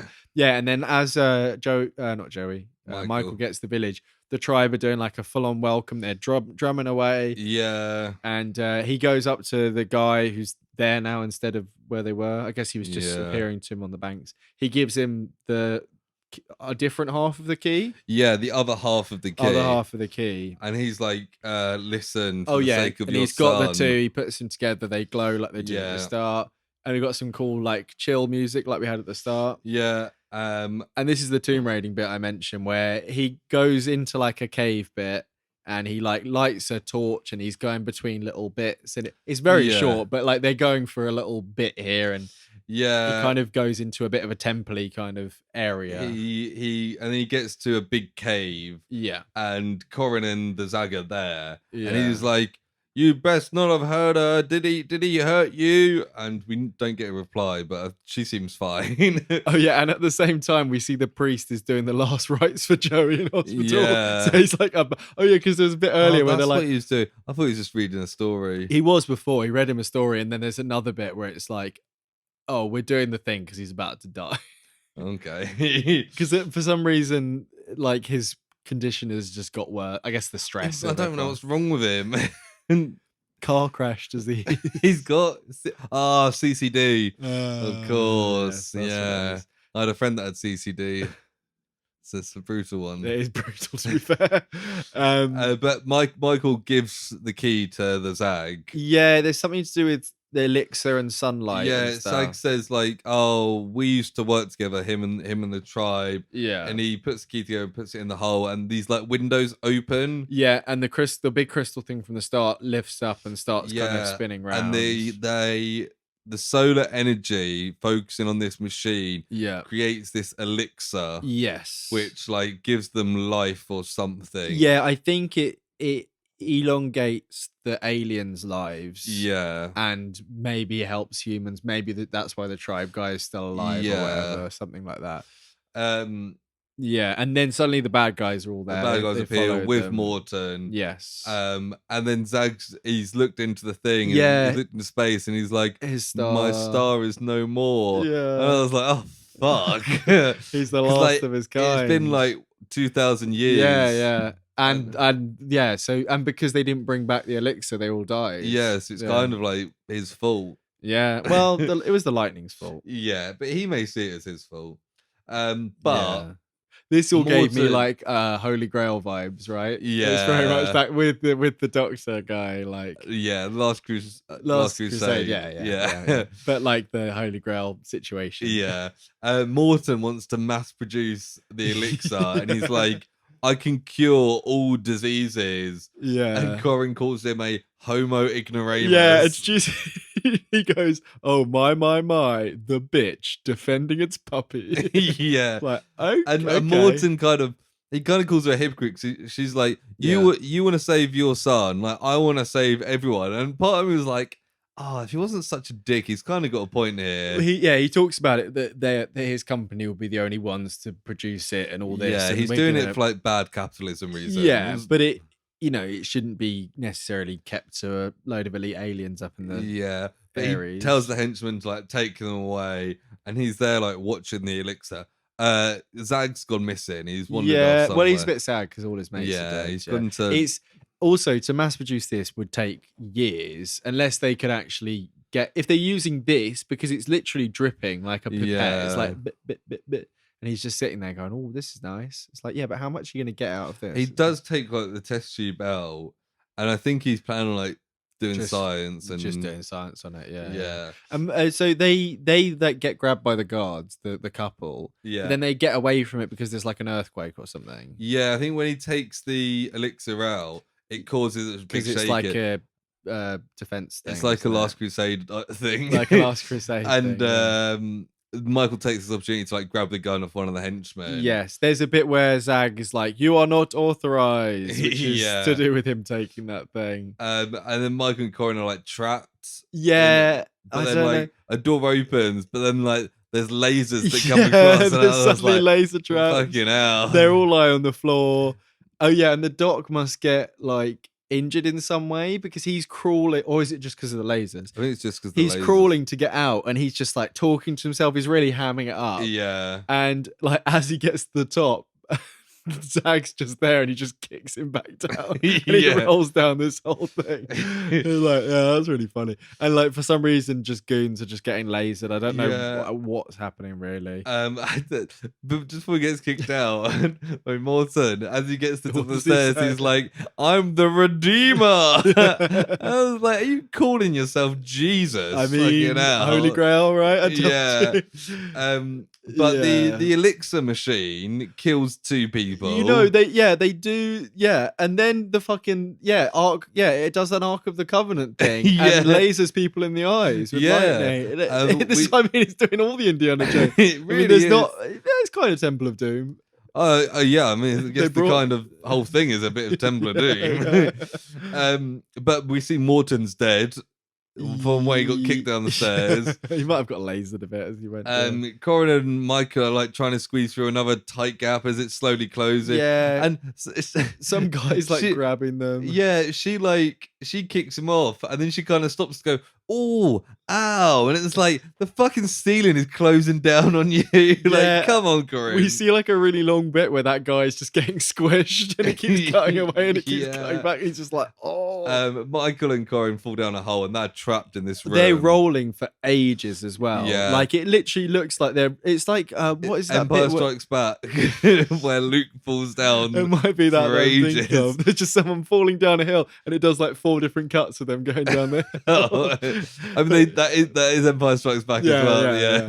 And they land in this hole and they're on the floor like it's like that would fucking and hurt. they see there's like no way out and then a door opens and it's the Zag and he comes in. Yes. And like so throughout like these 4 films, he's always been like an ice cold killing, full on antagonist. Antagonist. And then this bit, for the first time in the entire series, he's a sympathetic character because he comes in. And he's got what he wanted, hasn't he? And he's like, "I've failed." He's like, "Time has taken my people," and he's like, he kind of gives them a message like, "Teach your children because children are the future, and without aggression, your species cannot grow." Wow. And I was like, fucking hell, someone's got chatty. Yeah. he's become a good guy. He switched suddenly, the switch on the back of his head. yeah, and then he gives them the elixir, and he's like, "This is for the tribe." And Joey. Yeah. It's kind of sweet that he's like, keep it with just these guys, because these guys have had it the whole time. Yeah, like, these are good eggs, but don't give it out to everybody. Use it on Joey. Yeah. And they're like, how do we get out? And he's like, I can't show you the way out. Corin's like, can we follow you out? And he says, you don't want to follow me. And then walks out the door. And it's like, I think they do want to follow you. Yeah. And then they're like, no, he's not allowed to let us out. And then like 2 seconds later, a window opens at the top. Well, yeah, he's like, follow the sun gazer. Yes, yeah. And he takes the key out of the machine and all the windows shut again. And it opens up the window in their room. Yeah. Where the sun comes through, and Zag takes like one last look at the machine, and then he goes and lays down somewhere and puts like the key in his chest. Powers down, and he like turns grey. And I was like, I guess he's dead. I don't know. I don't remember that. Yeah, did he look like the clay version of him? Yeah, kind of the Mudman version. The clay version. Maybe the clay version. Maybe he was just camouflage with the thing he was laying on. No, he's a different colour. That would have proved the theory there, wouldn't it? Yeah, it would have. Yeah. No, he actually disappeared. But meanwhile, a bit later on, they're at the hospital. Corin takes a little pipette serum thing. Takes like it out the elixir, a syringe, and just squirts it in Joey's mouth. And he's just sitting there like that. It's just like almost dripping. Yeah, he's still completely he's like not swallowing. Now with blue goo in his mouth.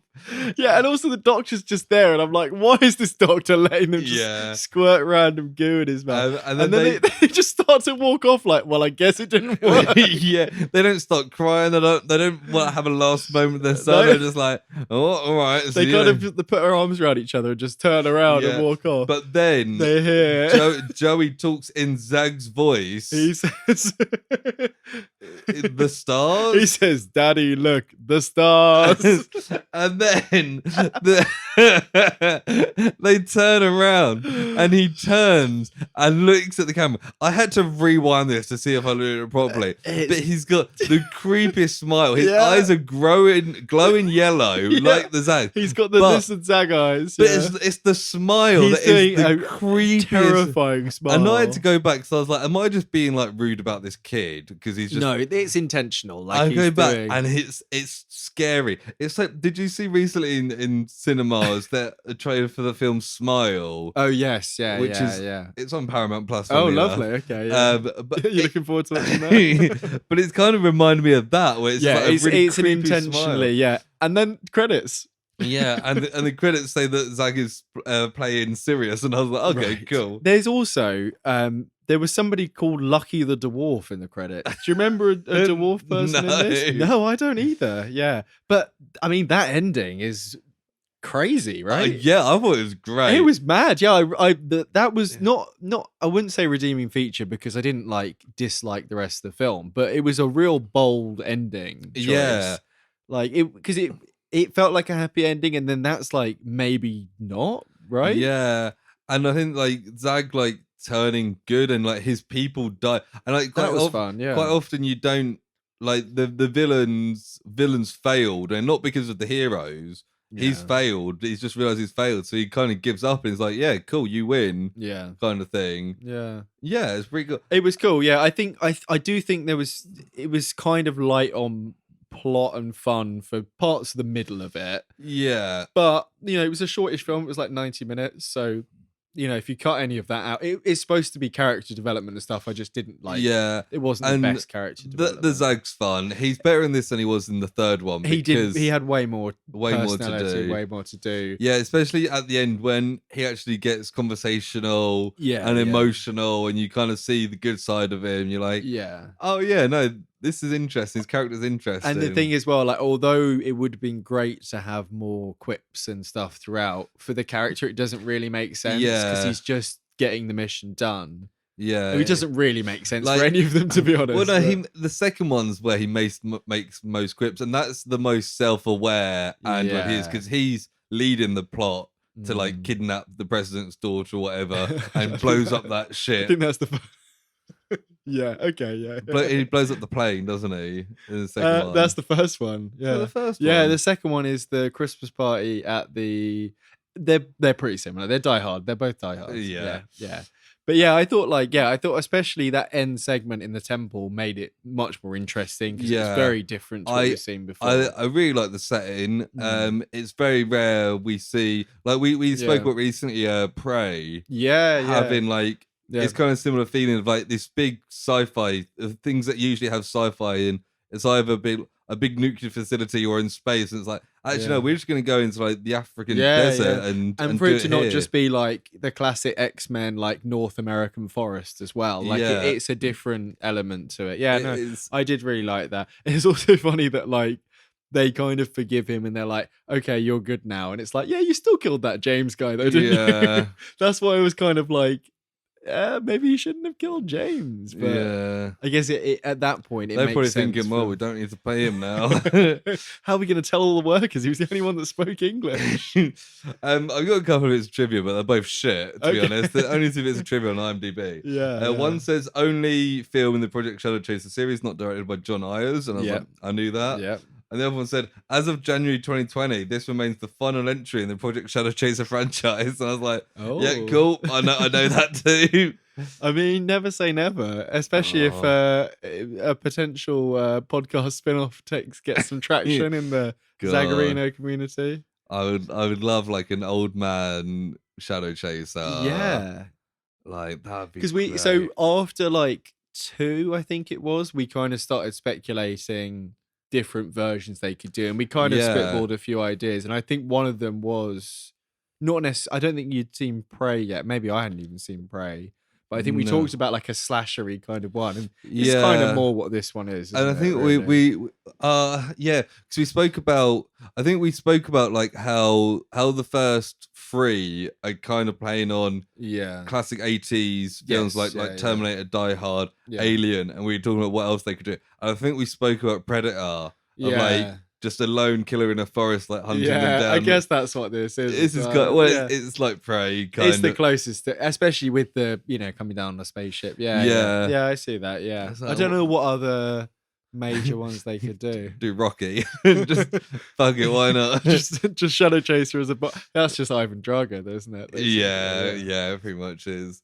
But he could take the place of a Russian boxer. By Dolph Lundgren, who may or may not know Frank Zagarino. Yeah, I think they might have a connection somewhere back in their history. So I think like what other films would be perfectly suited to be rewritten as like a Shadowchaser. Yeah, I mean you could I guess Die Hard does make sense. I think just if you do the Prey thing, and it's not really doing a trope or anything, but just any period piece, but add Shadowchaser in would be fantastic. Like you could do like a medieval one and just have Shadowchaser turn up and just be like walking around. Similar when we spoke about Prey, we were talking about like do like Romans and Vikings, or do like Americans love doing the American Civil War or whatever, or Revolutionary War. Just do one of them, have muskets and stuff. It'd just be pirates, all that shit.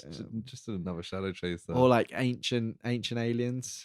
This one was kind of ancient aliens. Yeah, it was. Yeah, they're always talking about Africa and aliens. Yeah, and ancients. Yeah.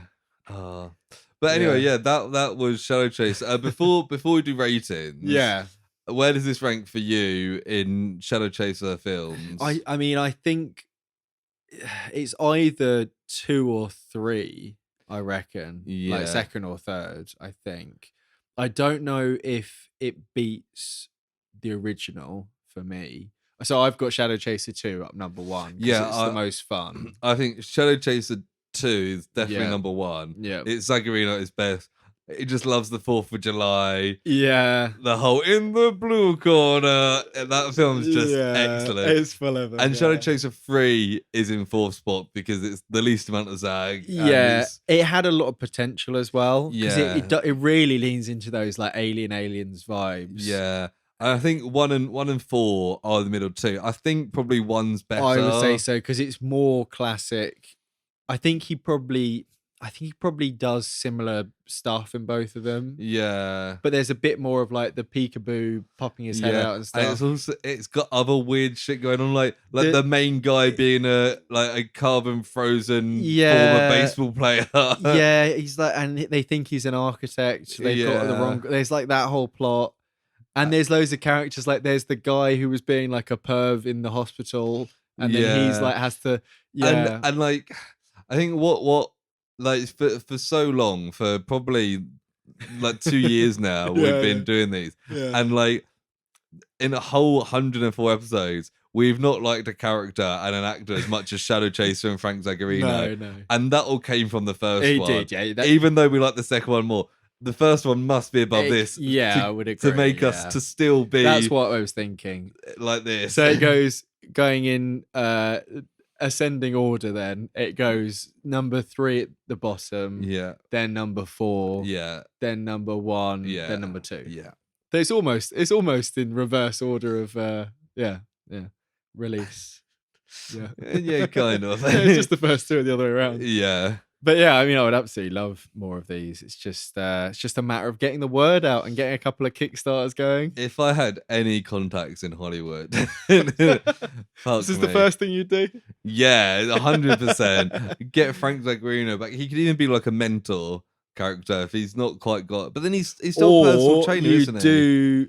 You do him in the lead as being. You do like a Terminator. I'm sure they've done this at some point in Terminator, where he is playing the guy who one of these was based off, but he's got older because he's a human, and he has to fight a guy who is a young version of him, and you either get like kind of like a Terminator 2 thing where he's fighting against like an upgraded version. Yeah, and it could either be, depending on the budget of it could either be an actual like CGI version of young Zag, or just a young guy who's like the new model, and we give him the same hairdo and all that kind of thing. And he's with some humans and all. It's the kind of Sarah Connor protecting people vibe, You lean into the Terminator 2 rather than the original Terminator, Yeah. I was gonna say like. You're trying to think of people that look like him. No, I'm sure. I'm gonna find the guy who I think should play the updated version. Okay.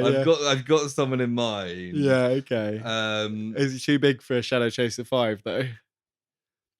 I mean, no one's too big for Shadowchaser 5. Nobody's too big for. It just depends if they're out of our budget.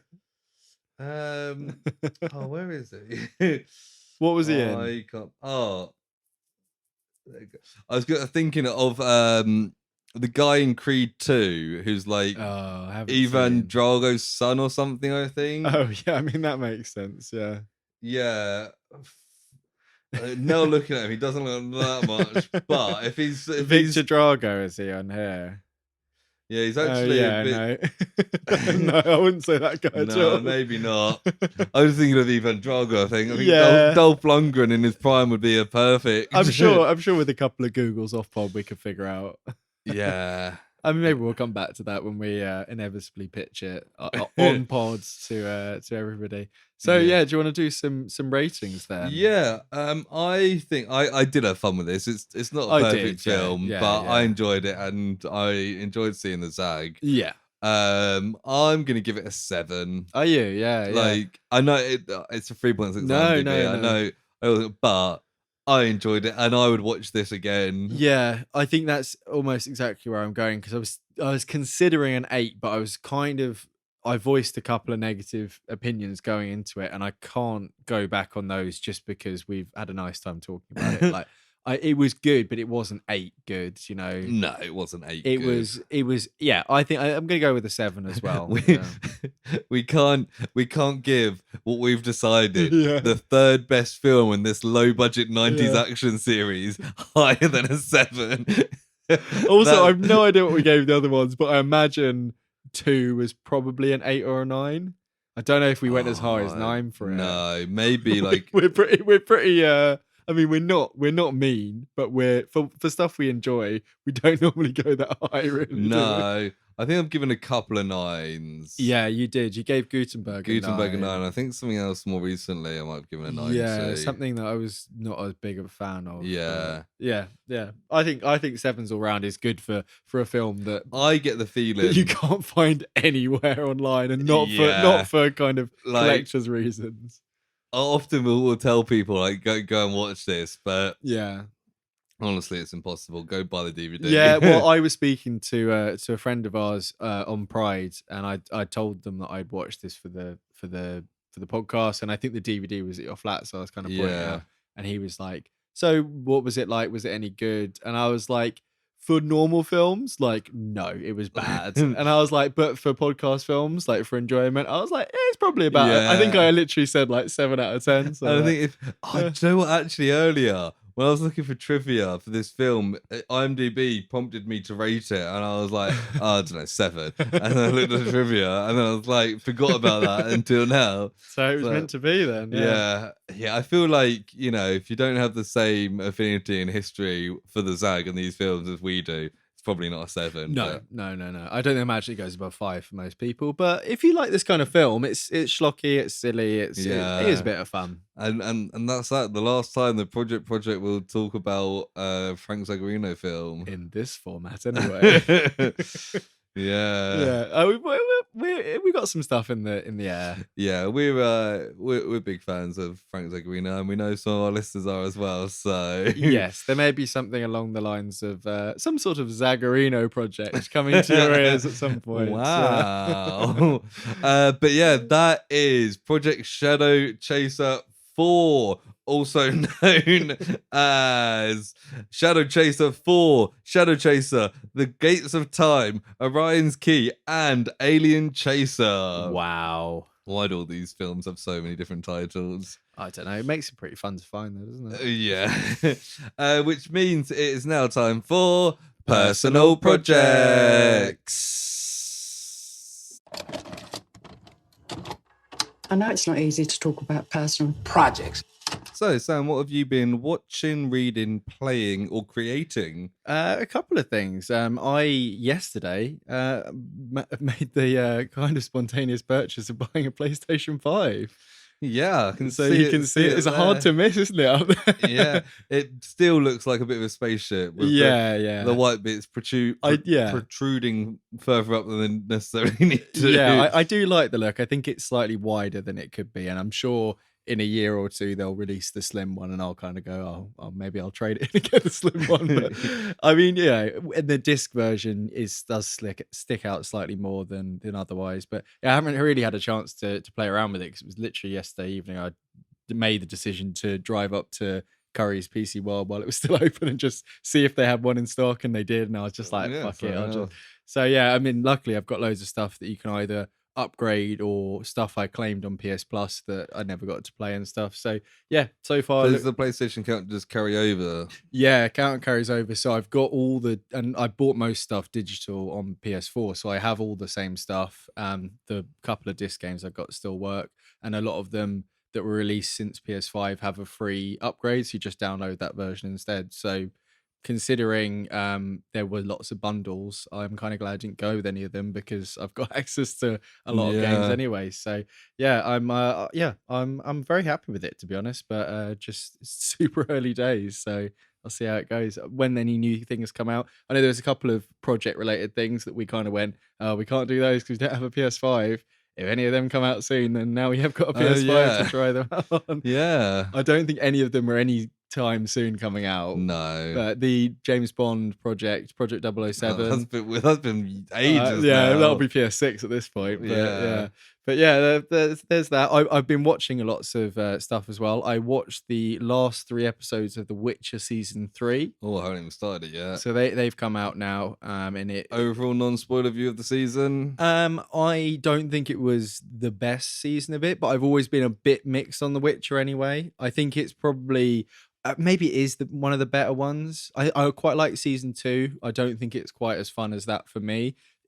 Stuff's going, like the politics are ramping up, it's getting to like wartime and all that, so there's some fun stuff there, and they they do stuff with like the sorcery school, get a bit more involved and stuff like that. And Right. it's interesting. I didn't love it, and I was kind of expecting it to lead into the Liam Hemsworth casting a little bit more than it does, because it doesn't at all. That's not really a spoiler, but I don't know. He's not in it, is he? No, but he's going to be Geralt Yeah. next time. Yeah. So I was kind of, and they said it's going to be an in-universe change. Oh, okay. So I was kind of expecting like him to have a spell happen to him or something at the end, and it'll probably just be like season 4 starts and Liam Hemsworth and he's like, oh, a spell happened to me. Now I look like Thor's brother. Well, I was looking up online to see what people were theorizing would be the lore way of explaining it, and apparently in like the 4th book they introduce like a narrator, and then it kind of what narrator, yeah, and it this might be a spoiler for season 4, but in a very broad kind of book related way. And it kind of it's kind of teased that the story that's being told is being told in a different universe to like some children. Right. And then people are theorizing that they might just be like, oh, because of his new like outlook, I'm going to describe him in a different way. And it's like, that is a real weird way to do it for TV. But maybe something along those lines will be how they do it, like a bit of a meta-y kind of twist on it. Yeah. I mean, it's worth watching. If you like the first 2 seasons of Witcher, it is more of the same. I think I was never like the biggest fan, so that's why I haven't really... Fair enough. But it was like, I think it's 5 and then 3 episodes, so it was released in 2 parts, but yeah, all available now. You've got Netflix again, haven't you? So I do. So yeah, that's me and Christina also made the spontaneous decision. I say spontaneous, I've been thinking about it for a while. Yeah. We got Sky and a second TV. Yeah. And next to each other, aren't they? So you can watch them simultaneously. No, have a TV in the bedroom. Yeah. But as listeners know, I've been kicked off Netflix recently, and that was part of the reason to get Sky, and the fact that football season's restarting this weekend, time of recording. Yeah. And stuff comes with that. So like there's a shit ton of Sky Cinema out there I'll probably watch. And Paramount Plus, which I'd never really been aware of. Mostly got all Star Trek stuff. Me and Christina did watch a film on that. Christina watched a film on that. I kind of had half an eye on it and kind of dipped in and out, which was Zoey 102. Okay, I can see what this is. Yeah. So I'm guessing that's a film version of Zoey 101. Yeah, but like they're adults. I don't know anything about Zoey. No, nor do I. Disney thing, was it? Or Nickelodeon? Nickelodeon. Oh yeah, if it's on there, yeah. It's not very good. But I was like, this is all these people are bad. Like, is it like a reunion, like an adult reunion special? Yeah, kind of thing? It's someone's getting married and Zoe's the maid of honor, and it's all like, oh, their friends from school are here. Was that one where she was doing like a vlog or something? I have no idea. So she wasn't vlogging in that. Not in this. Not in the bits you saw. No. But yeah, it's exciting to now have more stuff that I can watch, and can watch, I don't know, Fairly Odd Parents in bed. Lovely, yeah. The best place to watch Fairly Odd Parents. It's Saturday morning cartoons. Yeah. I mean, not normally in bed, but it depends on the family, doesn't it? But one actual personal project I've got is many, probably like a year and a half ago. I talked about on pod the personal project of music. Right. So to retell what I was doing, I decided to go through like a history of music, go through each year, listen to like selected artists, listen to artists' entire discography, listen to like 100 songs from that year, and basically rate them. As of this week, I've finished the 60s. I thought it was going to be way better than that. No, I finished the 60s. Like, so this is like a multi-year project going forward. I think when I started it, I was like, this is going to take about 6 years. Wow. Because I mean, you're not on track for that then, are you? Well, it's been quicker at work recently, because I've had more chance to just like listen to my music. I think each year takes about a month, so... Yeah. Okay. Yeah, but obviously give and take, like Christmas and how stuff. Busy you are and all that. But the 60s are finished. I listened through and rated 164 albums. Okay. And then plus 100 songs from each year. So a lot of stuff I've gone through. That's pretty fun. So you got a little spreadsheet then? Got a little big spreadsheet. Yeah, my top album of the 60s was the Beach Boys' Pet Sounds. Yeah, unexpected. Led Zeppelin 2 in second place, and just it's been fun. I feel like I've reached a milestone in that. And next I'll be moving on to the 70s. I think just part of me just thought you were going to say that you're up to the modern day, and I was like, wow, he's kept that quiet. He's really no, way off. It's going to be a multi-year project, but I was like, that's something. I haven't really got anything else to say, so I was like, that is certainly something. And I've been like, formulas and stuff, creating like rankings of artists and albums and stuff. Led Zeppelin ended up being my top current artist. They released 2 albums in 1969 that are both excellent. That makes sense. Yeah. But also the worst person, fucking John Lennon. Honestly, he put out like 3 albums in 68 and 69, and they are barely listenable. Oh, fair enough. Honestly, like. There's one album which is like 2 25-minute songs.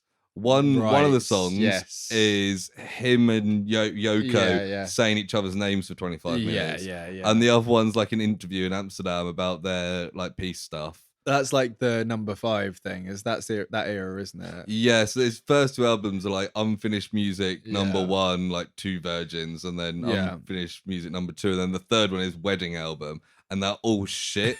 Like, it's the arrogance of a man to put that out as records. Like, fucking hell. And like, it's flying high, the Beatles haven't broken up yet. So it's true. Like, fucking hell. But I can't believe. Well, he didn't have any time to do it, did he? Because he was still with the Beatles. Yeah, that's been like generally some of my lower ranked albums are like jazz albums. 'Cause I'm not really a jazz person. Yeah, fair enough. Yeah, but there's been some albums that I've discovered that I haven't heard. Like a lot of bands like the Beatles and the Beach Boys and the Kinks would have heard before.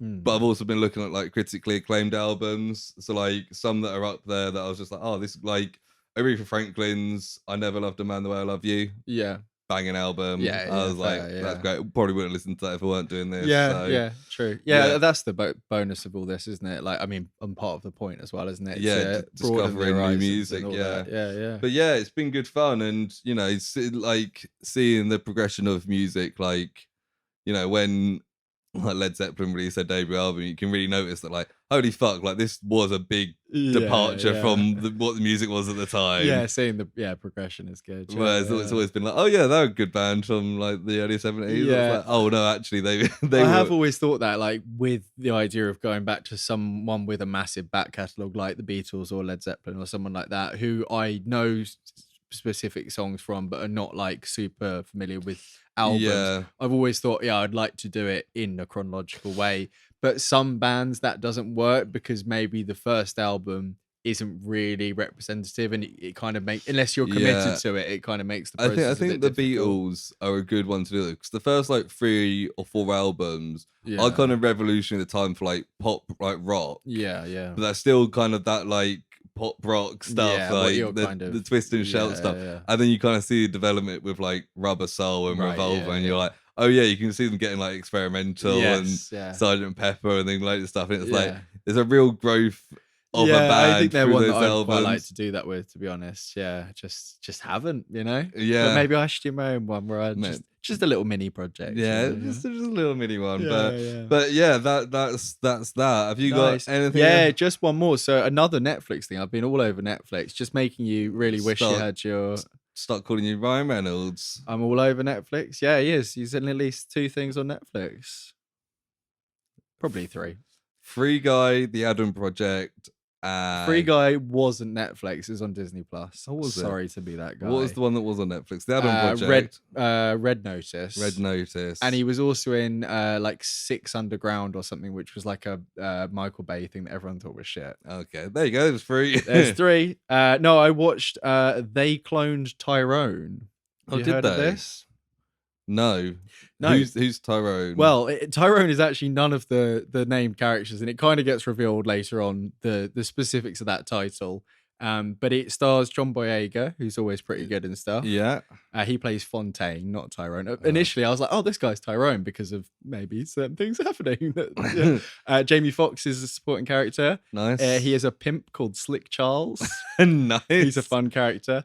And then the third of the kind of main duo is Tayona Paris. Sorry, first time I've ever said her name out loud. You'd recognize her from WandaVision. She's the one that gets the powers by walking through the thing, and she's going to be in the Marvels as Photon or whatever she's called. Yeah. And her mum is the one that was friends with Captain Marvel, and they were in the Air Force together or whatever. Melissa Maria. One of them's Maria Rambeau, and the other one is something else Rambeau. They both got similar names, and Rambo is not spelt the way that you'd expect it to be spelled. It's not like Rambo. No, it's like Rambo. It's French. It's French Sylvester Stallone. Probably the original way that. But yeah, it's kind of like a blaxploitation kind of film. Like, do you remember Black Dynamite? That one that was like a bit memey. Didn't see it, but yeah. Yeah, and that's like a modern version of the 70s thing where it would be like a Shaft or something like that, where it's like, it was, I don't know too much of the history, but it's kind of like hyper violent, kind of like what Quentin Tarantino based all his films off, that kind of thing. Like normally like an African American cast, like I think kind of done to make money, like not for the black communities, but kind of playing on stereotypes and stuff, but then kind of reclaim with stuff later on. But it's set in the modern day, but they have quite a lot of the aesthetics of the 70s. Like Jamie Foxx's character is very kind of 70s dressed and a couple of other ones as well. But it starts with like John Boyega's like a drug dealer, and he's living in like this kind of like quite rundown area, like a suburb kind of thing. And he is like having kind of like a normal day, and then gets shot and killed at the end of his day. And then he wakes up in the morning and he's like, what the hell? But he doesn't remember it. And it's kind of like a Groundhog Day thing. And then they start kind of investigating it and seeing what's happening. And it kind of gets into a whole government conspiracy. And based on the name, you can kind of expect maybe where it goes there. And it wasn't like an amazing film. Like it felt a little bit like something that someone who loved Jordan Peele films wanted to do as a kind of that kind of film. Yeah. It's not got like all the artistry of Jordan Peele, like it's not amazingly filmed or anything like that, but there's something to it. Like the cast are really good. It's quite funny, it's quite dark. It has very obvious kind of social commentary and stuff in it. Yeah. And it was just a pretty fun film, like very like weird and wacky, but like very grounded at the same time. Like it kind of introduces all these ideas of like mass underground labs and stuff like that underneath like places, and like it's pretty fun. Like I'd seen that it was coming out a little while ago, and I'd seen the image on Netflix, and I was like, oh, this is like a 70s thing. And when it started and it was set in the modern day, I was like, what the hell's going on here? Then you're introduced to Jamie Foxx, you're like, okay, maybe it's just certain people, and they kind of explain it because of the whole stereotyping kind of thing a little bit. It was pretty fun. It's worth a watch. I think it's like a first time director, so I don't know anything. It's Jewel Taylor. Keegan Michael Key. No, yeah, that would have been good. Yeah, but I mean, there is the only person that you might recognize other than that is Kiefer Sutherland does show up later on. Okay. As a not very nice character, as you might imagine. What? Because Kiefer Sutherland? No, just because he's the only white guy I mentioned, and based on everything else I said there. But like, yeah, it's not something that I would say rush out and watch. Like, if it was in the cinema, I feel like it would done okay, but it does feel like a Netflix film. It's not very like high budget or anything, but yeah, it was enjoyable though. It was good. Fair enough. Cool. So I think that brings us to the end of the show. Yeah. Thank you for listening. Hopefully you enjoyed that. We enjoyed it, certainly. It was Yes, nice to do another Shadowchaser. Yeah. If you enjoyed it, give us a 5-star review if you can. It'd be much appreciated. Only takes 2 seconds. You can literally do it right now as I'm talking. Yes. By the time I finish this sentence, you could have done it. So You know, what's the harm? There's also like a little bit on Spotify where you can like write a little review of the episode as well, which is interesting. We haven't really had any of them because I don't think anyone knows it's on Spotify. I didn't know it was on But if you have feature. any particular thoughts, obviously there are other ways you can tell us, which I'll speak about in a moment. Yeah, wait, how do you do that, Sam? Well, so if you want to do a specific thing, you can just type it on Spotify there. But if you want to send us an email, you can send it to the projectpod@gmail.com. Or you can find our social media links in the link tree in the episode description. So you can find the TikTok. We've got clips coming out this way and that, all up and down the windows. And wow. Yep. And on YouTube as well, you should be able to find video versions of the episodes. Not seeing our lovely faces sitting in the basement, unfortunately. No. Maybe one day. No one really wants that though. But there's a very slight animated thing going on. We're too famous to be allowed on YouTube. Yeah, if you saw what we really look like, you'd be like, oh my god, it's them. Oh my goodness. That's what you'd say. But yeah, I think based on the fact that I can't seem to string a sentence together, I think that might be the end of the episode. Yes, thank you and goodbye. I will hear you next week. I'll see you in Africa. Bye. Bye. And bye to Frank Zagarino. Bye, Zagarino. Bye. Bye. Zagproj.